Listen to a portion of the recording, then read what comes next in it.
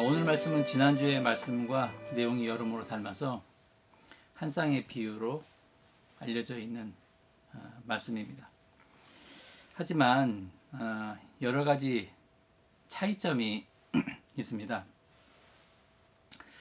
먼저 감춰진 보화의 비유에서 보면요, 보화를 찾은 사람은 자기 밭이 아닌 일당 받는 노동자로 가난하게 사는 신분이 낮은 사람일 가능성이 높습니다.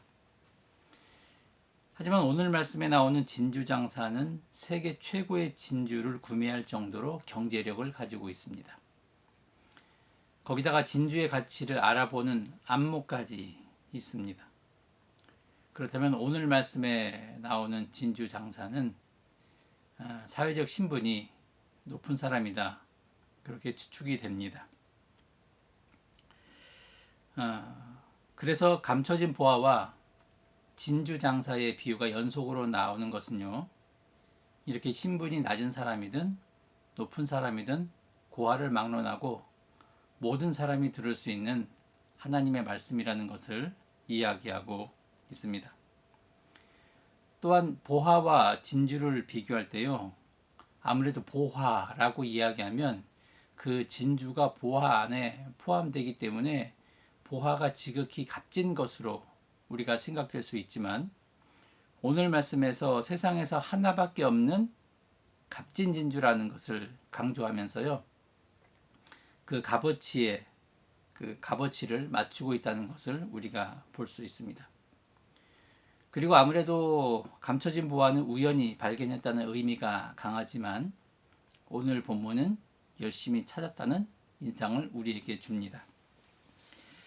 자, 오늘 말씀에 보면 한 진주 장사가 나오는데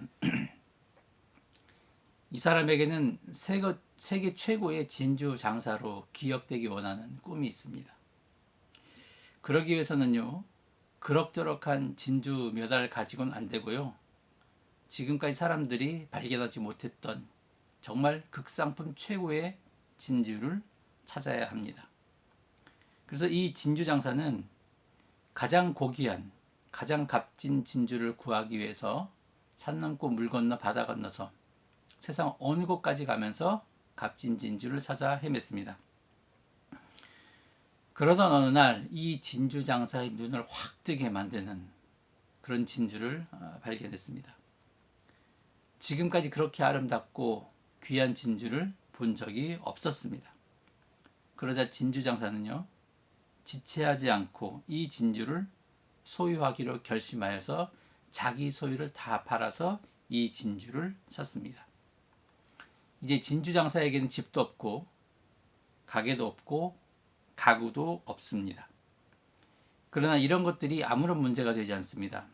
왜냐하면 세계 최고의 진주 하나를 얻었다는 큰 기쁨이 그의 가슴에 가득했기 때문입니다. 근데 오늘 본문은 많이 오해가 되기도 합니다. 지금까지 우리는요, 진주 장사를 천국을 찾는 사람으로, 그리고 진주를 천국으로 알아왔습니다. 사람들이 진주 장사를 천국을 찾는 사람으로, 그리고 진주를 천국으로 오해하는 이유는 바로 이 앞에 있는 44절에 있는데, 천국은 마치 감추인 보화와 같으니, 이렇게 이야기하면서 천국은 보화라는 등식이 성립되고요, 보화는 곧 진주라는 개념이 또 같이 연결되다 보니까 사람들은 감춰진 보화와 진주를 동일시하면서 이 진주가 천국이다, 그렇게 생각해 왔습니다. 자, 44절, 45절, 46절 다시 한번 보면요, 또 천국은 마치 좋은 진주를 구하는 장사와 같으니 극히 값진 진주 하나를 발견하며 가서 자기 소유를 다 팔아 그 진주를 사느니라, 이렇게 이야기를 하고 있습니다. 45절에 보면 또 천국은 마치 좋은 진주를 구하는 장사와 같다, 이렇게 이야기하고 있습니다. 오늘 말씀에서 예수께서 말씀하시는 천국은 진주가 아니라 진주를 구하는 장사입니다. 여러분, 우리가 이 사실을 잊어서는 안 됩니다.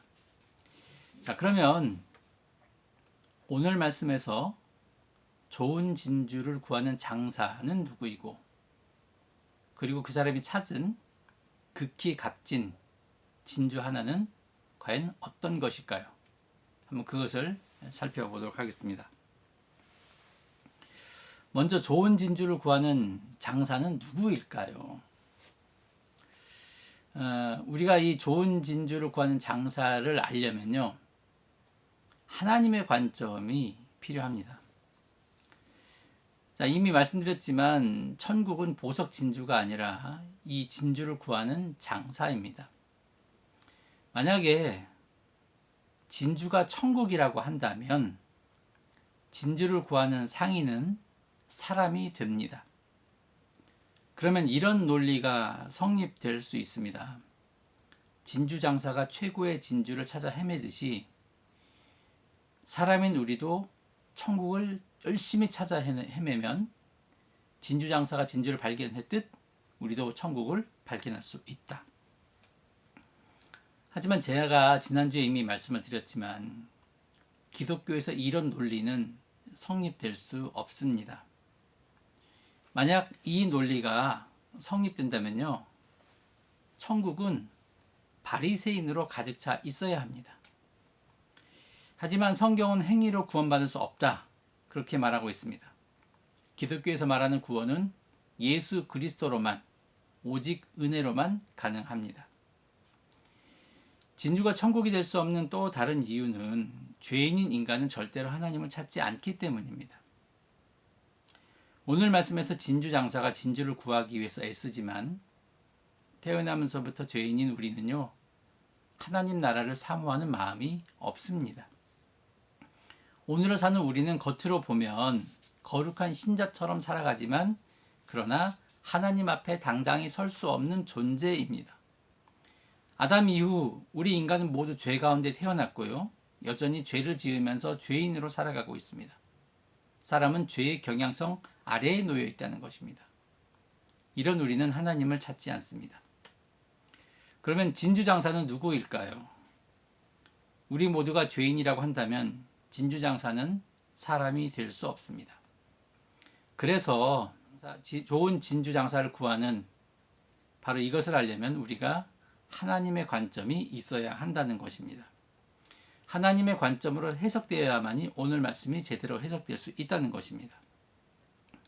진주장사는요, 바로 하나님이 되어야 합니다. 이런 해석이 타당한 이유는 이 마태복음 전체를 보면 알 수 있는데, 마태복음에서 말하는 천국, 이 천국이란 표현은 오직 마태복음에만 나옵니다. 신약 성경 전체 중에서 천국이라는 표현은 이 마태복음에만 나오는데, 천국은 우리가 생각하는 죽어서 가는 유토피아가 아니라 하나님 그 자체를 가리키는 말이기 때문입니다. 마태복음이 유대인을 위해서 쓰여진 복음서인데요, 유대인들은 하나님이라는 이 말 자체를 꺼내기를 굉장히 두려워했습니다. 쓰는 것 자체도 두려워했습니다. 그렇기 때문에 유대인들은 하나님이라는 단어를 사용하지 않고요, 그 대신에 하늘 또는 천국 또는 내 주, 이런 표현을 사용했습니다. 그리고 예수께서 그 천국이 가까이 왔다, 그렇게 우리들에게 외치셨습니다. 여러분, 이 말은 무엇이냐면 사람이 하나님을 찾지 않기 때문에 하나님이신 예수께서 인간을 찾으러 오셨다는 것입니다. 요한일서 4장 10절에 이렇게 말씀합니다. 사랑은 여기 있으니 우리가 하나님을 사랑한 것이 아니요 하나님이 우리를 사랑하사 우리 죄를 속하기 위하여 화목제물로 그 아들을 보내셨음이라. 이 말씀을 보면 인간인 우리가 하나님을 사랑해서 먼저 하나님을 찾은 것이 결코 아닙니다. 우리는 하나님을 찾지도 않고 죄인이라는 사실도 인정하지 않지만 하나님께서 일방적으로 무조건 우리를 사랑하셔서 우리를 찾았습니다. 마태복음 18장 12절과 13절 말씀에 이렇게 이야기합니다. 너희 생각에는 어떠하냐? 만일 어떤 사람이 양 100마리가 있는데 그 중에 하나가 길을 잃었으면 그 99마리를 산에 두고 가서 길 잃은 양을 찾지 않겠느냐? 진실로 너희에게 이르노니 만일 찾으면 길을 잃지 아니한 99마리보다 이것을 더 기뻐하리라. 이렇게 말씀하고 있습니다. 이 말씀에서도요, 한 마리의 어린 양을 찾아가는 그 목자의 모습을 우리가 볼 수 있습니다. 이처럼 하나님은 먼저 우리에게 다가오시는 반면에 세상 신들은 자기에게 찾아오라고 손짓을 합니다. 그리고 사람들은 그 헛된 신을 찾아가서 복을 달라, 떡을 달라고 합니다. 하지만 우리가 믿는 하나님은 먼저 우리를 찾아오는 사랑의 하나님이십니다. 그리고 이 하나님이요, 무례하지도 않습니다. 찾아오셔서 야, 문 열어라 이렇게 이야기하시거나 함부로 덜컥 문을 열지도 않습니다. 우리가 문을 열도록 기다리십니다.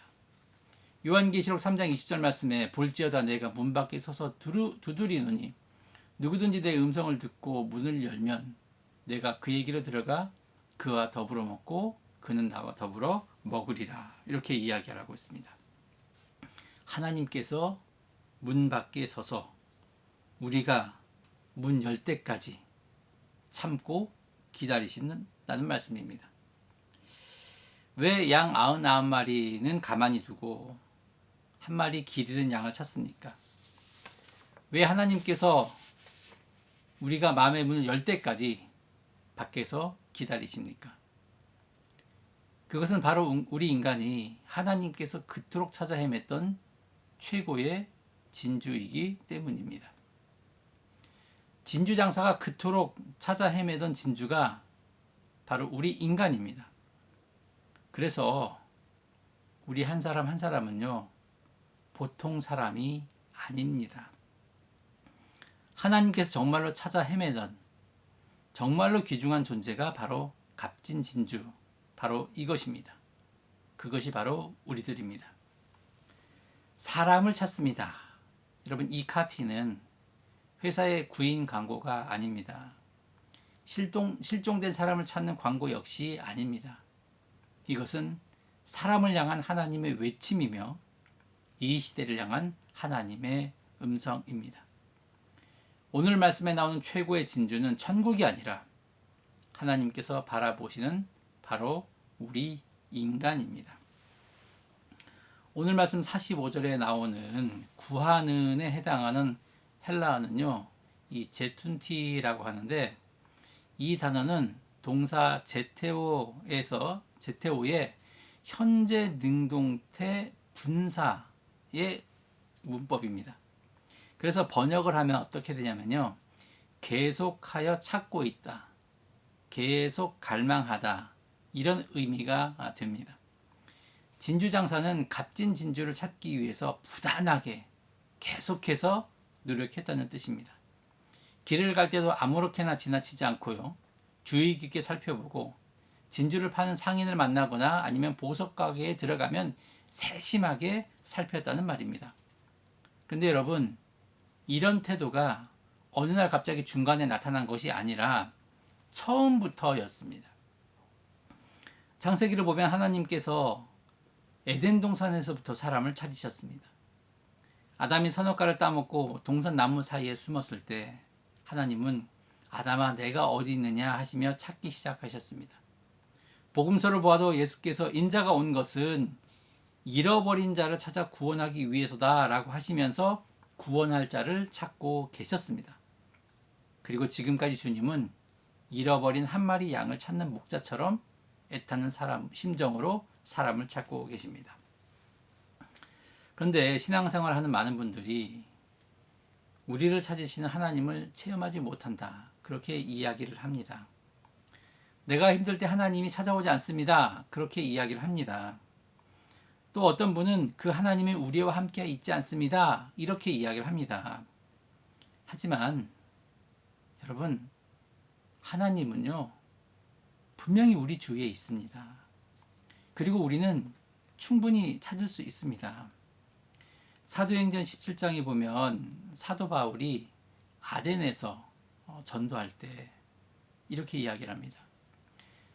아덴의 우상이 가득한 것을 보고 바울이 격분해서 이 말을 하죠.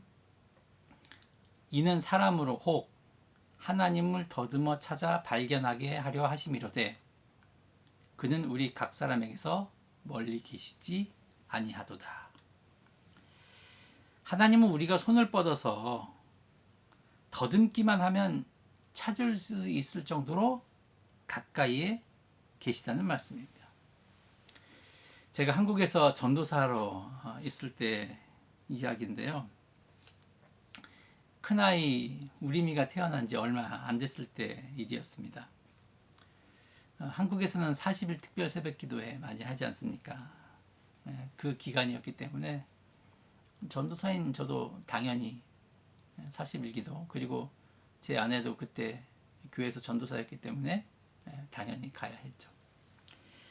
근데 문제는 아이였어요. 어떻게 아이를 혼자 놓고 기도회를 갑니까? 그래서 아이를 놓고 갈 수 없기 때문에 아이를 놓고 새벽에 나가 했는데, 하루는 저와 제 집사람이 이제 교회 갈 준비를 이렇게 하면서 이렇게 보니까 이제 아이가 자고 있어요. 그래서 엄마하고 아빠는 일어나서 준비를 하고 있는데 아이가 어떻게 하나 이렇게 봤더니 자다가 갑자기 얘가 이렇게 더듬더라고요. 이렇게. 예. 그러다가 이게 더듬다가 아무것도 안 느껴지니까 애가 눈을 뜨더라고요. 예. 태어난 지 1년도 안 된 아이가 더듬기만 하면 엄마가 있는지 없는지 알 수 있을 정도입니다. 그런데 성경에서 하나님을 더듬어 찾을 수 있다고 증언하고 있는데 그 하나님이 없다고 합니다. 여러분, 우리는 충분히 우리를 애타게 찾는 하나님을 만날 수 있습니다. 하나님은 충분히 우리 가까이에 계십니다. 여러분, 우리가 부르짖을 때에 그 하나님은요, 값진 진주를 찾으러 오는 것처럼 우리에게 다가오십니다. 이것이 바로 믿음이며 이것이 바로 우리의 신앙이 되어야 합니다. 오늘 말씀의 진주장사가 값진 진주를 발견했을 때 자기 소유를 다 팔아서 그 진주를 소유했습니다. 여러분, 이것은 하나님도 마찬가지입니다. 하나님은 에덴 동산 이후부터 인간을 향해서 인내심을 가지고 지켜보셨습니다. 때로는 회초리를 드셨고요. 예언자를 보내셨습니다. 그리고 하다 안 되니까 마지막으로 하나밖에 없는 아들 예수 그리스도를 십자가에 희생시키시기까지 하셨습니다. 여러분, 이것이 자신의 모든 것을 다 팔아 그 진주를 소유한 것과 똑같은 것입니다. 우리는 이 부분에서 우리를 돌아보아야 합니다. 사도 바울이 말한 것처럼 나의 나된 것은 내 능력으로 된 것이 아니라 하나님의 은혜였음을 고백해야 합니다. 우리가 신자로서의 삶을 살아가고 있는 것도 내 능력으로가 아닙니다. 하나님께서 우리를 찾으셨기 때문에 된 것입니다. 그리고 하나님께서 우리를 위해서 독생자의 목숨까지 내어놓으시기까지 하시면서 자기 백성을 끝까지 사랑하셨기 때문입니다. 이런 내용이 기독교에서 말하는 은혜입니다. 지금까지 말씀을 요약해 보면 진주 장사는 하나님이고 값진 진주는 사람입니다. 진주 장사가 진주를 찾듯이 하나님 역시 우리를 계속해서 찾고 계십니다. 그런데 우리가 하나님이 우리를 찾고 계시고 하나님 보시기에 우리가 극히 값진 진주 하나라는 사실을 알게 되면요, 역으로 우리 역시 극히 값진 진주 하나를 발견하게 됩니다. 자, 우리가 만나야 할 극히 값진 진주 하나는 과연 무엇일까요? 45절에 나온 좋은 진주는 헬라어 성경으로 보면 칼루스 마르가리테스이고요. 46절에 나오는 극히 값진 진주 하나는요, 헤나 폴리티몬 마르가리테스입니다. 45절에 나오는 칼로스는요, 좋다, 좋은, 여러분 이런 뜻이고, 46절에 나온 폴리티몬, 이것은요 칼로스보다 훨씬 더 고급스럽고 값나가는 것을 뜻합니다. 그리고 극히 값진 진주 하나라고 할 때 하나는요 여럿 중에서 하나라는 말이 아니라 오직 하나라는 뜻입니다. 거기다가 문장도 해나 하면서 하나라가 제일 먼저 나와서 문장이 강조되고 있는 것을 볼 수 있습니다. 이 말은 무엇이냐면 세상에 오직 하나밖에 없는 그 진주라는 뜻이 됩니다. 그래서 오늘 말씀에 나오는 극히 값진 진주 하나는 세상에 하나밖에 없는 정말로 정말로 정말로 정말로 귀한 진주입니다. 자, 이 내용과 사도행전 4장 12절 말씀을 비교해 보겠습니다. 다른 이로서는 구원을 받을 수 없나니 천하 사람 중에 구원을 받을 만한 다른 이름을 우리에게 주신 일이 없음이라 하였더라. 이렇게 이야기하고 있습니다. 자, 이 말씀과 비교해 보면 우리 신자가 발견하게 되는 극히 값진 진주가 무엇인지 드러나게 됩니다. 하나님은 우리에게 구원받을 만한 이름을 오직 하나만 주셨습니다. 그 이름은 바로 예수입니다. 우리가 진주장사처럼 극히 값진 진주 하나를 찾았을 때 우리 모든 소유를 다 팔아서 그 값진 진주 하나를 사듯이 우리가 모든 것을 다 처분해서 소유해야 하는 것은 바로 예수 그리스도입니다. 근데 신앙생활 하면서 예수 그리스도를 모르는 사람이 있습니까? 예수께서 길이요 진리요 생명이라는 사실을 모르는 사람이 있습니까?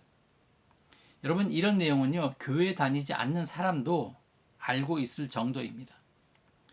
하지만 진정으로 우리가 예수가 극히 값진 진주라는 것을 과연 우리가 깨닫고 있습니까? 여러분, 우리의 모습을 돌아봅시다. 교회 오는 길이 정말 행복합니까? 십자가를 바라볼 때 뜨거운 마음이 여러분 넘쳐나십니까? 매일 예수의 사랑을 전하고 있습니까? 세상에서 굶어 죽어가는 사람, 국가 권력에 의해서 피 흘린 사람을 볼 때 연민의 정을 느끼십니까?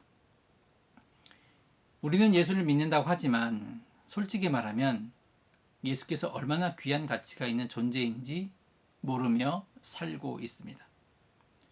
만약 그 가치를 안다면 오늘 말씀에 나오는 진주장사나 감춰진 보화를 발견한 사람처럼 자기 소유를 다 팔아야 합니다. 예수를 위해 내 삶의 모든 것을 헌신하는 모습이 있어야 한다는 것입니다. 지난주에 우리가 불렀던 찬송가 94장 주 예수보다도 귀한 것은 없네. 이 찬송은요 캐네디언이 만든 찬송가입니다. 이 찬송가를 만든 조지 비벌리 시어는 온타리오주, 우리가 살고 있는 온타리오주 출신이고요. 오타와 남쪽에 있는 윈체스터라는 동네에서 감리교 목사의 아들로 태어났습니다. 이 사람이 장성하여서 이제 미국으로 갔고요. 그리고 이 미국에 살던 조지 시어에게 대중가수로서의 그런 될 기회가 주어집니다. 근데 이 기회가 그냥 기회가 아니라요. 스타로 정말 성장할 수 있는 엄청난 기회였습니다. 이 시어는 그 기회 앞에서 어머니와 상의합니다. 그때 어머니가 힘들고 어려웠을 때 자기가 애송하던 시를 아들에게 주었습니다. 그리고 이 시어는 그 시를 바탕으로 주 예수보다도 귀한 것은 없네, 이 찬양을 만들게 되었습니다. 시어는 이 곡을 계기로 대중 가수보다 내가 복음을 전하는 가수가 되어야 되겠다 라고 그렇게 다짐을 한 것이고, 그리고 평생을 살아가게 됩니다. 104세까지, 이분이 2014년도까지인가 아마 살아계셨을 것입니다. 근데 제가요 항상 이 찬양을 부를 때마다 조금 불만인 게 뭐냐면, 이 영어 가사를 보니까 이게 우리말 가사와 조금 다르다는 것을 좀 발견하게 되었습니다. 아무래도 이 운율이라든가 이런 걸 좀 맞추려고 하다 보니까 이 개사를 이제 번역을 하다 보면 좀 그런 차이가 있을 수밖에 없는데, 이 영어 가사를 보면요, 이 조지 시어가 예수를 위해 모든 것을 헌신하겠다는 그 마음, 그 결단을 읽을 수 있습니다. 자, 한번요, 이 영어 가사를 한번 직역을 해봤습니다. 영어 가사를 직역을 해봤습니다. 주 예수보다도 귀한 것은 없네. 근데 이것은 난 차라리 예수를 가지련다, 이런 제목입니다. 난 차라리 예수를 가지련다, 의미나 금보다는. 난 차라리 주님의 사람이 되련다, 엄청난 부귀보다는. 난 차라리 예수를 가지련다, 여러 개의 집이나 땅보다는. 난 차라리 못 박힌 그의 손에 이끌려 가련다. 2절, 난 차라리 예수를 가지련다, 사람들의 박수갈채보다는. 난 차라리 주님의 소중한 뜻에 충실하련다. 난 차라리 예수를 가지련다, 전 세계적인 명예보다. 난 차라리 주님의 성스러운 이름에 충성하련다. 주님이 더 아름답다, 진귀하게 피어나는 백합꽃보다도. 주님이 더 달콤하다, 벌집에서 나오는 꿀보다도. 주님이 배고픈 내 영혼이 필요로 하는 전부다. 난 차라리 예수를 가져 주님이 나를 이끌게 하련다. 넓고 넓은 영역의 왕이 되거나 무서운 죄의 유혹에 사로잡히기보다는 난 차라리 예수를 가지련다. 그 어느 것보다도 이 세상이 오늘 나에게 줄 수 있는 그 어느 것보다도. 이 시대의 다윗의 시편이라고 이야기하면 저는 난 주님을 가지련다, 이 조지 시어의 이 찬송 가사를 들겠습니다. 가사를 다시 들여다보면요, 이 찬송은 조지 시어의 정말로 신앙 고백입니다. 자기가 대중가수로서 뜰 수 있는 큰 기회가 됐는데, 이제 살다 보면 알지 않겠습니까? 그 연예계의 그 모습이 어떤지 충분히 이제 그런 것을 바라보면서 세계적인 명성을 얻거나 부자가 되기보다 차라리 예수를 따르겠다는 진정한 고백입니다. 사람이 배우려면요, 책을 많이 읽어야 되는 게 아니라, 여러분, 사람이 배우려면 먼저 비워야 합니다. 내가 과거에 배운 지식으로 꽉 차 있다고 한다면 새로운 지식이 들어설 공간이 없습니다. 예전에 배운 것만 고집하는데 새로운 지식이 들어가겠습니까? 이 세상에서 제일 용감한 사람이 책 한 권, 딱 책 한 권을 읽은 사람입니다. 모든 것을 그 책으로 해석합니다. 그래서 배움은 곧 버림입니다. 그리고 그 새로운 배움이 충만할 때 내가 기뻐집니다. 마찬가지로 최고의 진주 예수를 얻으려면 조지 시어처럼 모든 것을 내려놓아야 합니다.